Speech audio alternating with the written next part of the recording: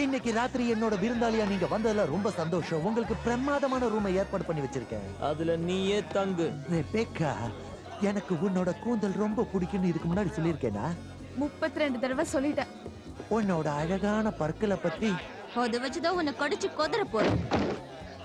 இந்த முத்து கூட ரொம்ப அழகா இருக்கு. தெற்கு கடற்கரையில இது வாங்கினது தானே?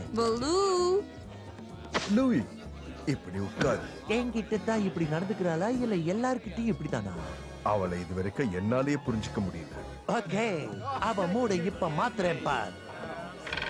ஹலோ மை டியர் ஃப்ரெண்ட்ஸ், அடுத்து ப்ளே பண்ண போற மியூசிக்க என்னோட நெருங்கின ஃப்ரெண்டான மிஸ் ரெபேக்கா கன்னிங்கமுக்கு சமர்ப்பிக்கிற.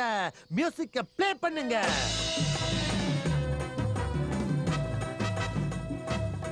பாலு, மரியாதையா என்ன விடு.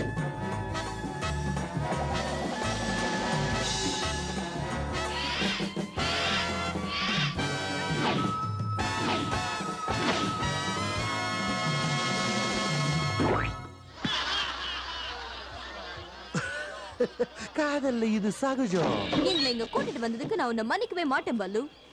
ஆமா ரெபேக்கா, நீ ஒரு நெக்லஸ் போட்டிருந்தியது எங்க?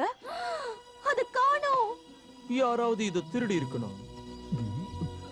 லூயி, அவன் தான் அத புகழ்ந்துகிட்டே இருந்தான். உன் கூட டான்ஸ் ஆடினதும் அவன்தான். முதல்ல உன்னோட பர்ஸ், இப்போ உன்னோட முத்து மாலை. அடுத்து அந்த திருட என்னோட வைரங்களை தான் திருட போறான்னு நினைக்கிறேன். நல்லா கேட்டுக்கோ பல்லு, எங்க வைரங்கள் மட்டும் தொலைஞ்சு போச்சுன்னா உன்னோட விமானம் எங்களுக்கு சொந்தமாயிடும். விமானமா? இதுக்கு நானே ஒரு முடிவு கட்டுறேன். என்ன விஷயம் பல்லு? நம்பிக்கை துரோகி, உன்னால நான் என் விமானத்தையே இழக்க போறேன். ரெபேக்காவுடைய பர்சிய நெக்லஸைய நீதானே திருடின. ஏய் மேன், என்ன போய் சந்தேகப்படுறியா? நான் எதையும் எடுக்கல.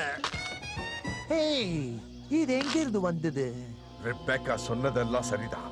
நான் தான் அவ பேச்ச கேட்காம ஒன்ன நம்பினேன்.